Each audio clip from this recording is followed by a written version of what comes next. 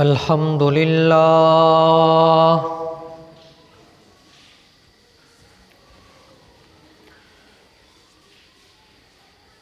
الحمد للہ وکفا والصلاة والسلام علی من لا نبی بعد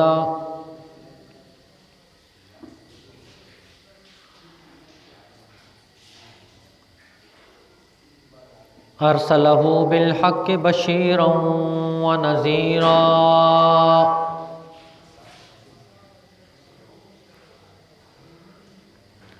وداعیا الی اللہ بإذنہ وسراجا منیرا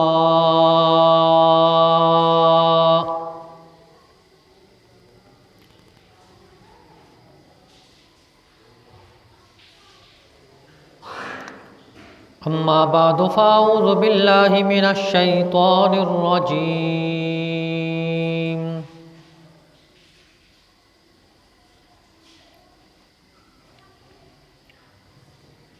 بسم اللہ الرحمن الرحیم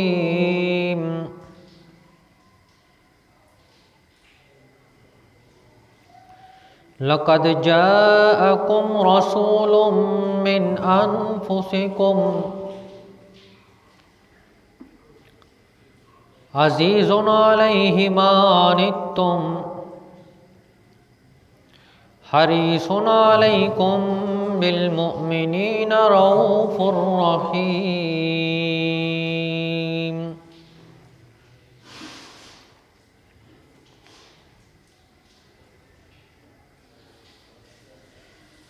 وقال النبی صلی اللہ علیہ وسلم بعثت لأتمم مکارم الاخلاق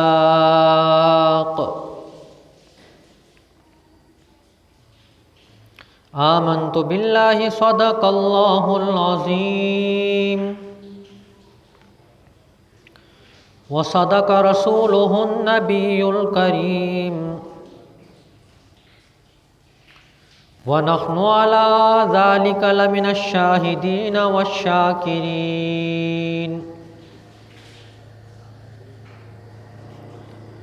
وَالْحَمْدُ لِلَّهِ رَبِّ الْعَالَمِينَ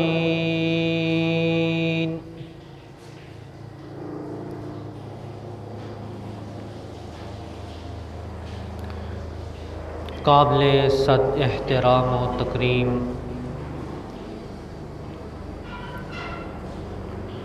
میرے واجب الاحترام دوستوں، بزرگوں، عزیز نوجوان ساتھیوں،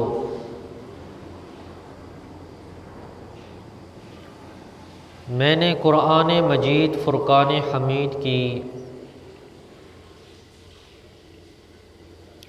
ایک آیت کریمہ اور آپ صلی اللہ علیہ وسلم کے فرامین میں سے ایک فرمان آپ کے سامنے تلاوت کیا ہے۔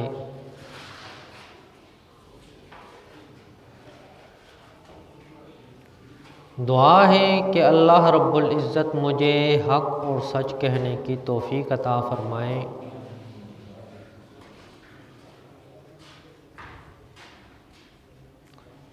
سننے اور سنانے کے بعد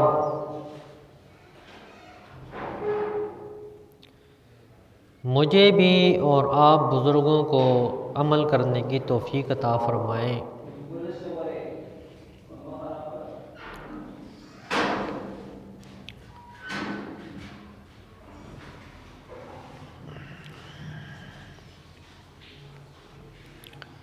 نبی کریم صلی اللہ علیہ وسلم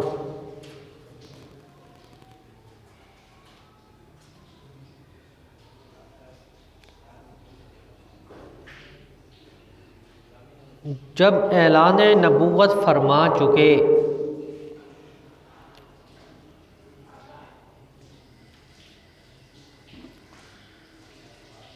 تو آپ صلی اللہ علیہ وسلم کو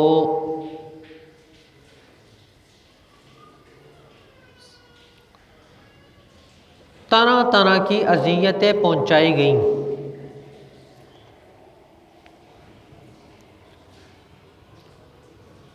مکہ مکرمہ کی زندگی کو دیکھا جائے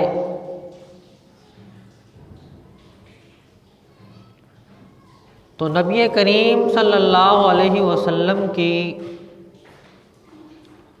وہ زندگی مصائب اور مشکلات میں گزری۔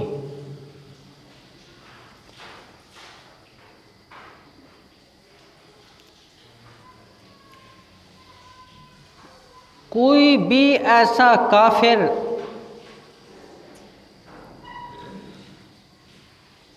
نہیں تھا جس کے دل میں یہ تمنا نہ ہو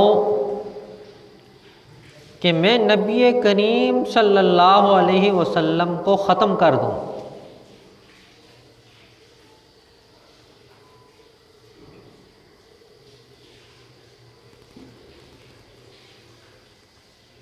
اور قرآن نے بھی اس کو بیان کیا ہے، وَإِذْ يَمْكُرُ بِكَ الَّذِينَ كَفَرُوا لِيُثْبِتُوكَ أَوْ يَقْتُلُوكَ أَوْ يَخْرُجُوكَ۔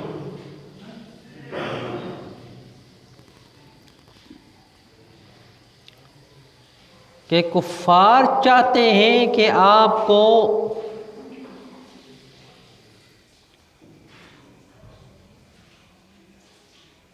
اپنی بات سے ہٹا دیا جائے، آپ کو قتل کر دیا جائے، یا پھر آپ کو علاقے سے نکال دیا جائے۔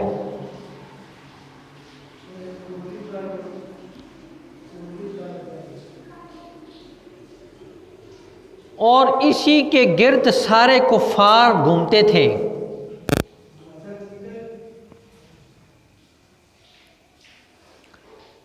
اذیت پہنچانے میں کوئی کسر انہوں نے نہیں چھوڑی۔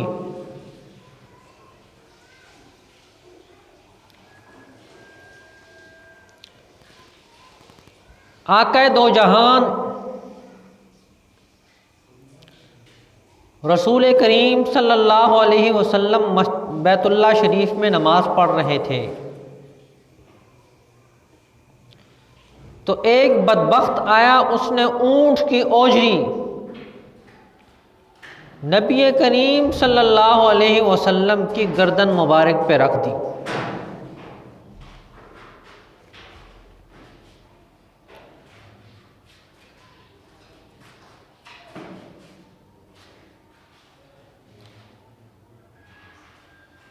سجدے کی حالت میں تھے نبی کریم صلی اللہ علیہ وسلم،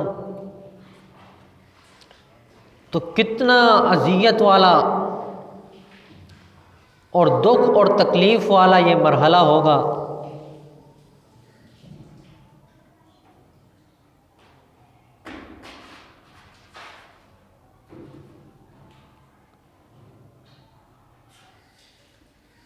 پھر آپ صلی اللہ علیہ وسلم کی گھر میں سے کوئی خاتون آئی اور اس اوجری کو اتارا اور نبی کریم صلی اللہ علیہ وسلم کا سر مبارک دھویا۔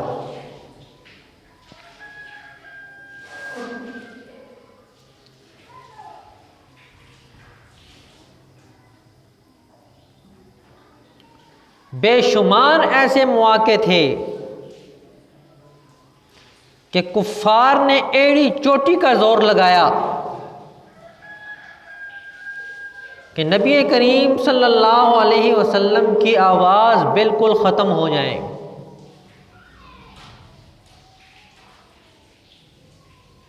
ایک دفعہ آپ صلی اللہ علیہ وسلم مسجد حرام میں بیت اللہ شریف میں نماز پڑھ رہے تھے۔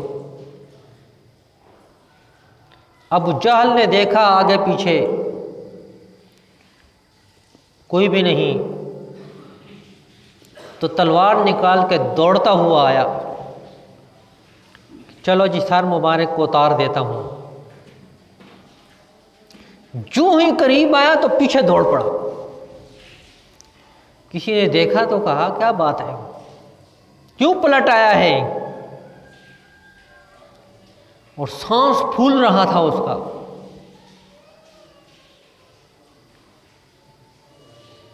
تو کہنے لگا میں جب قریب ہوا تو کسی نے منہ کھولا میری طرف، اور تھوڑا سا میں اور آگے ہوتا تو اس کے منہ کے اندر چلا جاتا، اس لیے میں پیچھے پلٹ پڑا.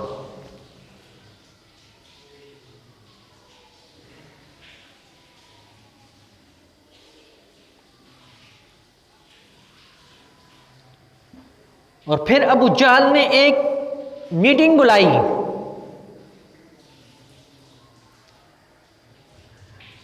اور میٹنگ بلانے کے بعد اس نے سب کو جمع کیا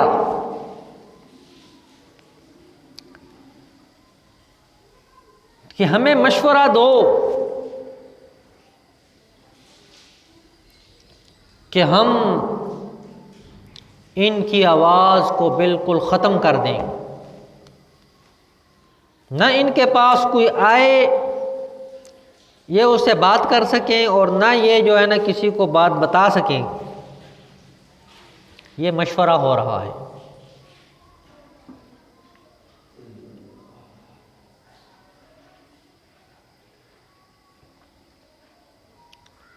اور یہی ابو جہل اور 3 اور کافر تھے، یہ رات کو نبی کریم صلی اللہ علیہ وسلم کا قرآن سنا کرتے تھے چھپ چھپ کر. امیہ بن خلف، ابو جہل اور ایک اور کافر تھا. پہلی دفعہ انہوں نے قرآن سنا تو دوسری مرتبہ جب سنا تو آپس میں وہاں اکٹھے ہو گئے. تو انہوں نے قسمیں اٹھائیں کہ کل سے ہم نہیں آئیں گے قرآن سننے.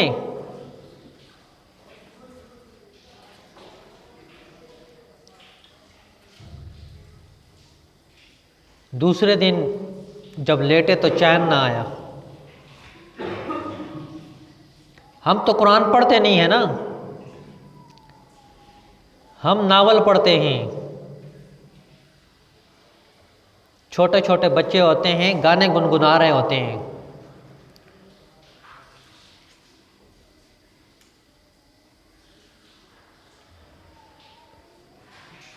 تو ان کو چین نہیں آ رہا تھا.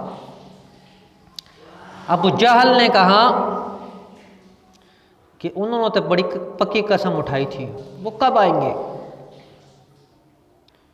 میں چھپکے سے چلا جاتا ہوں، ان کو کیا خبر ہوگی. دوسرا کہنے لگا ابو جہل نے بھی قسم اٹھائی ہے، وہ تو ہرگز نہیں آئے گا، میں چلا جاتا ہوں. جو تیسرا تھا اس کے ذہن میں بھی یہی بات کہ انہوں نے قسم اٹھائی ہے، وہ دونوں تو نہیں آئیں گے، میں ہی چلا جاتا ہوں، کسی کو کیا خبر ہوگی. ایک آیا ایک کونے میں چھپ گیا، دوسرا آیا دوسرے کونے میں چھپ گیا، تیسرا تیسرے کونے میں چھپ جاتا ہے اور قرآن سن رہا ہوتا ہے. اور زبان ہو نبی کریم صلی اللہ علیہ وسلم کی تو کیا ہی مٹھاس ہوگی قرآن پڑھنے کی. تو جب نبی کریم صلی اللہ علیہ وسلم نے نماز ختم کی، تلاوت سے فارغ ہوئے تو پھر چل پڑے. راستے میں پھر ان کا آپس میں ٹکراؤ ہو جاتا ہے. کہتے ہیں جی کل تو نے قسم نہیں چکی، آپ نے کل قسم نہیں اٹھائی تھی؟ کہتے ہیں اٹھائی تھی. تو نے بھی تو اٹھائی تھی. میں نے بھی اٹھائی تھی. تیسرے نے کہا میں نے بھی اٹھائی تھی. پھر کیوں آئے ہو؟ کہا گھر میں چین نہیں آ رہا تھا، اتنے ترنم سے قرآن پڑھا جاتا ہے اور اتنے ہی لجاجت کے ساتھ پڑھا جاتا ہے تو کہاں سکون آئے. پھر قسمیں اٹھائیں کہ کل ہم بالکل نہیں آئیں گے.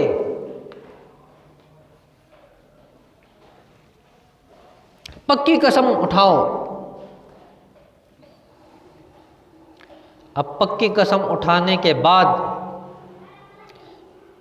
دوسرے دن جب پھر لیٹے نا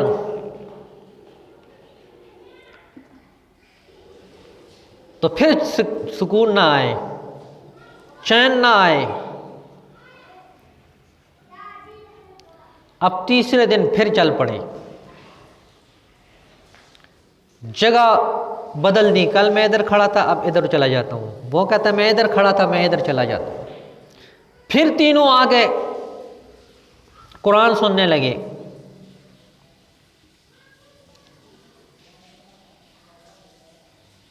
اور قرآن سنتے سنتے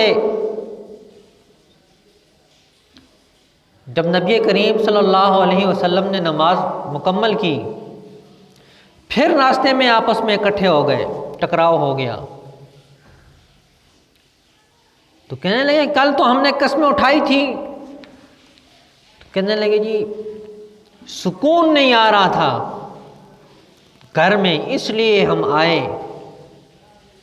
تو اس میں سے ایک بدبخت نے کہا کہ اگر ہم اسی طرح چھپ چھپ کر قرآن سنتے رہے اور لوگوں کو خبر ہو گئی تو وہ کہیں گے یہ تو سچا نبی ہے، خود تو یہ قرآن سنتے ہیں چھپ کر، ہمیں سننے نہیں دیتے. لہذا آج تم پکا عہد کرو کل سے نہیں آئیں گے. اللہ رب العزت نے سورۃ مدثر میں ان کا نقشہ کھینچا ہے، ان تینوں کا، اور فرمایا کہ ان کے لیے سأصلیہ سقر، ان کو ایسی چیز پلائی جائے گی، ان کو ایک خبر آ جائے گی جہنم کے اندر.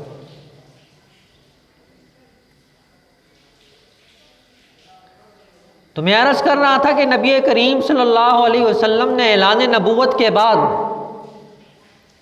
آپ صلی اللہ علیہ وسلم کو تکلیفوں کی انتہا کر دے گی. اپنے اور پرائے سب مخالف اس وقت بھی کچھ مشرکین نبی کریم صلی اللہ علیہ وسلم کے دستے بازو بنے رہے.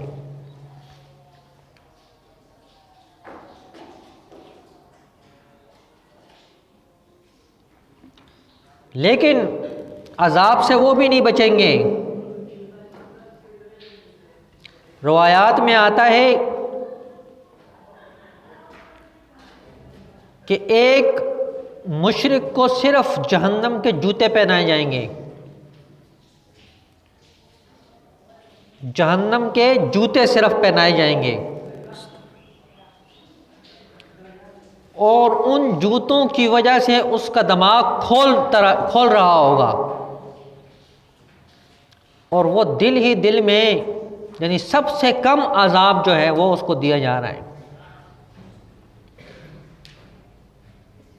اس کا دماغ کھول رہا ہے اور وہ کہہ رہا ہوگا کہ اس جہنم میں جتنے بھی بندے ہیں، جتنے بھی لوگ ہیں، ان سب سے زیادہ عذاب مجھے دیا جا رہا ہے.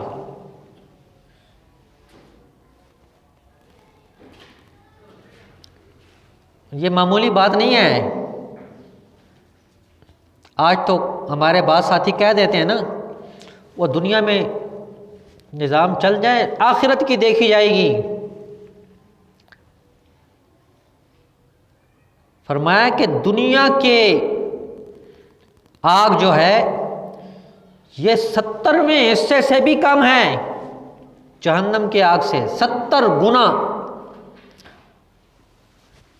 اب اس آگ کو برداشت نہیں کیا جا سکتا،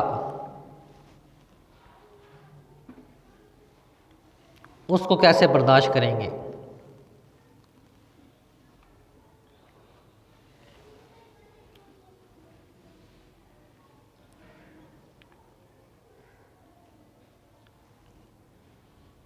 ایک کتاب میں نے پڑھا، اللہ رب العزت نے جبرائیل علیہ الصلاۃ والسلام سے فرمایا کہ جاؤ جنت کی سیر کر کے آؤ۔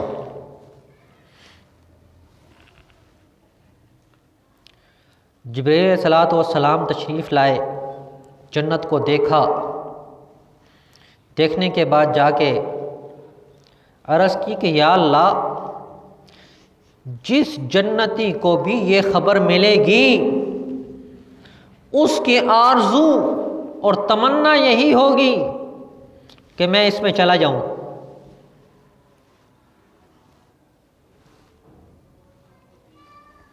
کہا جہنم کی جا کے سیر کر کے آؤ۔ جہنم کو دیکھ کے آئے تو کہا یا اللہ، جس کو بھی خبر ملے گی وہ تو اس سے پناہ مانگے گا۔ اللہ رب العزت نے جنت کے اوپر مشکلات کا پردہ ڈال دیا اور جہنم کے اوپر راحت، سکون اور چین کا پردہ ڈال دیا۔ اب فرمایا جاؤ جہنم کو دیکھ کے آؤ۔ جب جہنم کو دیکھ کے آئے تو عرض کی یا اللہ، مجھے تو خطرہ ہے کہ ساری قوم اسی میں چلی جائے گی۔ راحت، سکون، اطمینان کفر میں ہے۔ مسلمان کہتے ہیں نا جی وہ یہودی بڑے اچھے ہیں جی، عیسائی بڑے اچھے ہیں جی، دھوکہ نہیں دیتے ہیں، فراڈ نہیں کرتے ہیں، اچھے کام کرتے ہیں، یہ ہمارے مسلمان کہتے ہیں۔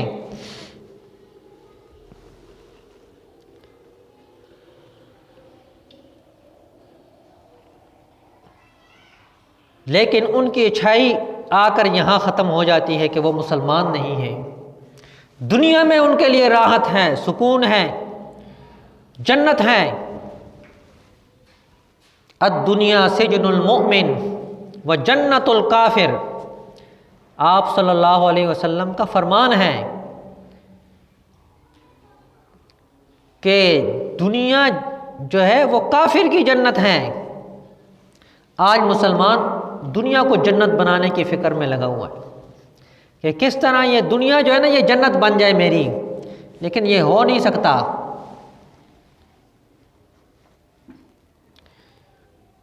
اللہ رب العزت نے فرمایا جاؤ جنت کو دیکھو۔ جب واپس آئے تو کہنے لگے مجھے تو خطرہ ہے کہ اس میں تو کوئی انسان بھی نہیں جائے گا۔ مشکلات ہی مشکلات، دکھ اور تکلیفیں، مصیبتیں اس طرف ہیں۔ صبح آپ کو اٹھ کے نماز پڑھنی پڑے گی۔ کیسے اللہ والے لوگ تھے، پانی گرم کرنے کے لیے ان کے پاس کچھ بھی نہیں تھا، ٹھنڈے پانی سے وضو کر کے تہجد پڑھتے تھے۔ اب تو سردی بھی نہیں ہے۔ اللہ نے ہم پہ اتنا کرم کیا ہے کہ ہمارے ملک میں وہ سردی پڑتی نہیں ہے، اولے پڑیں، برف باری ہو، اس میں بھی وہ لوگ تہجد پڑھتے تھے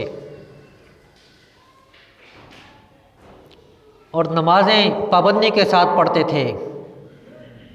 اور آج ہمیں شیطان نے بڑا اچھا چکر دیا ہے، بڑا خوبصورت چکر دیا ہے۔ وہ ہم اس لیے نماز نہیں پڑھتے ہیں، اس مولوی صاحب کے پیچھے یہ ٹیڑھا کھڑا ہوتا ہے، ہم اس لیے اس کے پیچھے نماز نہیں پڑھتے ہیں، یہ چندہ مانگتا ہے، ہم اس لیے اس کے پیچھے نماز نہیں پڑھتے ہیں، یہ باہر گھومتا ہے، پھرتا ہے۔ وہ بھائی یہ کوئی فرشتہ تھوڑا ہی ہے کہ یہ باہر نہ نکلے، کسی کے ساتھ دعا سلام نہ کرے، گپ شپ نہ لگائے، کوئی فرشتہ تھوڑا ہی ہے، تمہاری طرح ہی انسان ہے۔ اچھا جی اس مسجد میں کیوں نہیں جاتے ہو؟ پر جی یہ وابیوں کی مسجد ہے جی۔ اچھا اس میں کیوں نہیں جاتے ہو؟ یہ بریلیاں کی مسجد ہے جی۔ اس میں کیوں نہیں جاتے ہو؟ یہ اہل حدیثوں کی مسجد ہے، یہ چکر بازی شیطان نے ڈال دی ہے تاکہ یہ نماز پڑھے ہی نہ۔ وہ ایک بہت بڑے اللہ والے تھے مناظر، ان کو مخالف آدمی نے، مخالف مسجد والوں نے قادیانیوں کے ساتھ مناظرے کے لیے بلا لیا۔ تو اب جب دیکھا قادیانی نے کہ اب میرا بس تو نہیں چلتا، اور سٹیج پہ سب مخالفین اس کے بیٹھے ہیں، تو وہ کہنے لگا جی مولوی صاحب یہ جو لکھا ہے یا اللہ یا محمد، یہ جائز ہے یا ناجائز ہے؟ اس نے کہا یہ تیر چل جائے گا۔ انہوں نے کہا جائز ہے۔ کہا کیسے جائز ہیں؟ کہا دیکھو یہ پنجابی کے لفظ ہیں۔ نے کہا یا تو عربی میں ہوتا ہے۔ انہوں نے کہا دیکھو بھائی یہ پنجابی کے لفظ ہیں، عربی کے نہیں ہیں۔ اس نے پھر زور دیا یہ عربی کے لفظ ہیں۔ اس عالم نے لوگوں سے کہا تم میں سے کون کون حج کے لیے گیا ہے؟